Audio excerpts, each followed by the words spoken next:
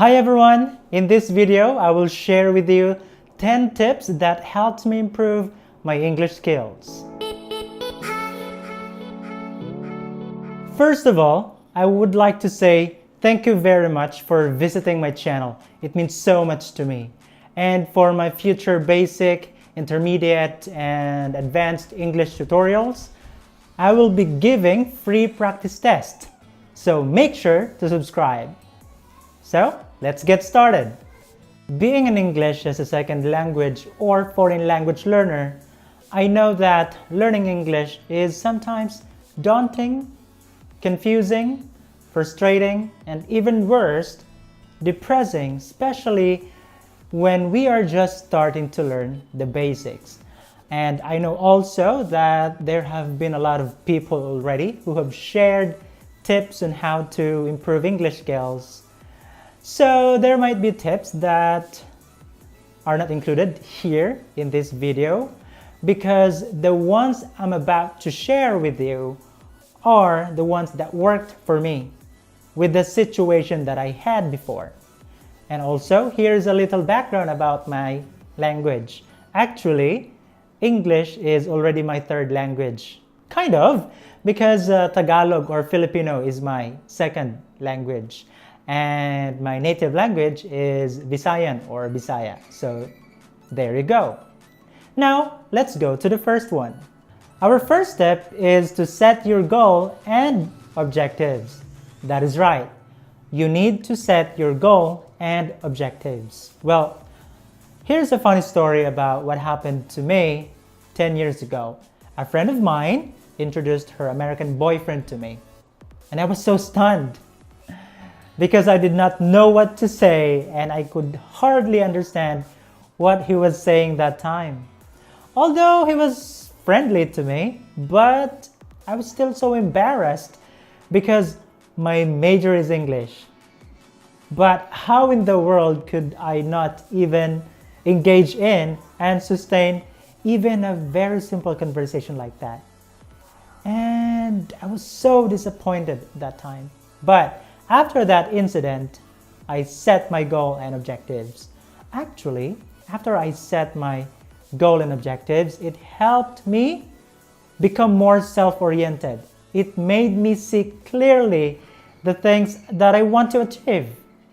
I know we want to learn English, but we also need to be specific about what we want to do first and next. Later on, I'll talk more about that. And also, when setting your goal and objectives, you need to write them down. A graphic organizer like this is very helpful. It helps you organize your thoughts. Okay? So, what are you waiting for? Think about your goal and objectives now. Let's go to the second one. Our second tip is know your weaknesses and strengths. Yes. For me, it is very important that we know our weaknesses and strengths so that we won't waste time, energy, resources doing things which can really help us improve our skills. And being able to do that will make us prioritize which skills need more improvement and immediate improvement. But how do we do that? Well, you are very lucky these days because there are a lot of available free online assessment tests. For speaking, you can visit cambridgeenglish.org, and for listening, reading and writing, well, they also have speaking. You can visit examenglish.com. Although you don't get immediate feedback like what a real person does, you get scores.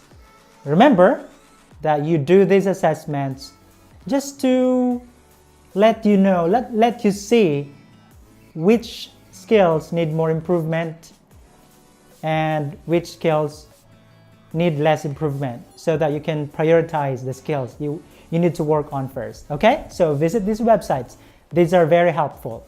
Now, let's go to the third one. For our third tip, master the basics of English grammar. Yes, you need to master the basics of English grammar like the parts of speech, sentence construction, and subject-verb agreement. Because if you don't do that, you will have problems when later on you do listening, writing, and speaking activities. And about the basics of English grammar, don't worry about that because I will be doing video tutorials as well. So make sure to follow this channel. Now, let's go to the fourth one. The fourth one is practice. Yes, practice is the best process that I did to help me improve my English skills. Well, how do you think those athletes become the best at what they are doing?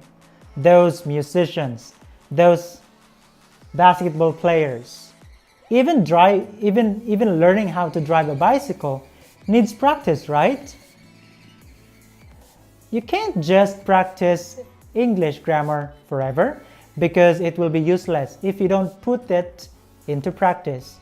Now, for speaking, I practiced speaking with my friends. We decided to use English instead of our native language whenever we talk to each other. For listening, writing, and reading, let's look at the next tips. For the fifth tip, record yourself. That's right. Recording yourself while reading a passage is also helpful. Well, by doing that, you get to check your intonation, your pronunciation, your accent, everything about speaking and reading. Well, I know that it's weird hearing yourself, but you have to deal with it, okay? Because it is very helpful, I promise you. Now, let's go to the next one. Our next step is to write. Yes, you need to write because this is the best process to put your grammar into practice. Before, I practiced writing by making personal journals. I would also ask my friends to check them. It's not bad to ask for help because we are still learning the basics of English grammar, so we need help. Okay? So these days, well, you have a lot of available, free platform for writing. We have Facebook, Instagram, Twitter, and a lot more, right? So you have no excuses not to write, okay? Even very short compositions, it will do. So go ahead and write. Our next step is to watch movies that are in English with and without subtitle. Yes.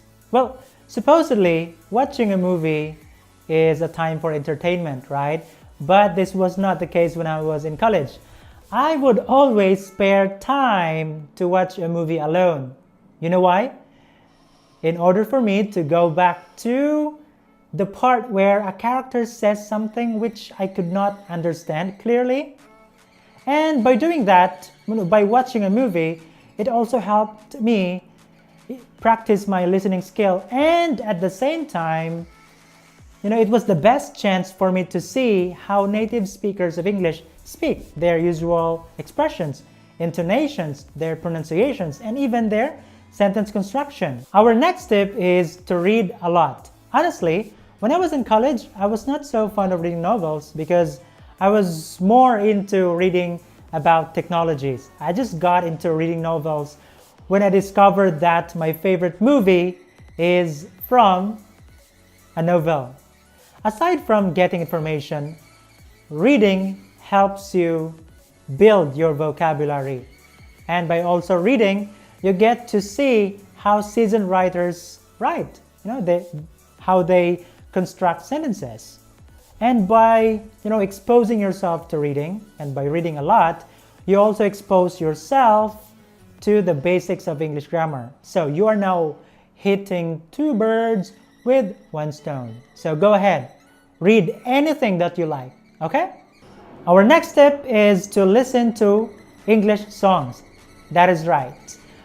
Listening to English songs will help us improve our listening skill.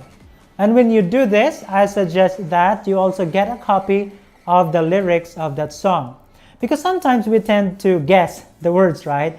We tend to mishear the lyrics of the song. So it is very helpful that you get the lyrics of the song, because you get to see, you get to know if the words you hear are the same with the ones on the lyrics.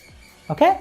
So go ahead, listen to songs. Now for our last tip, read and memorize tongue twisters.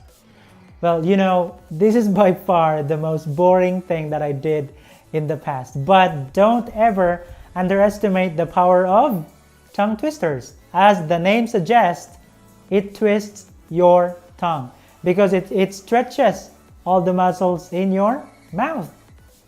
And in time, you will realize that when you read or utter simple words, it becomes effortless.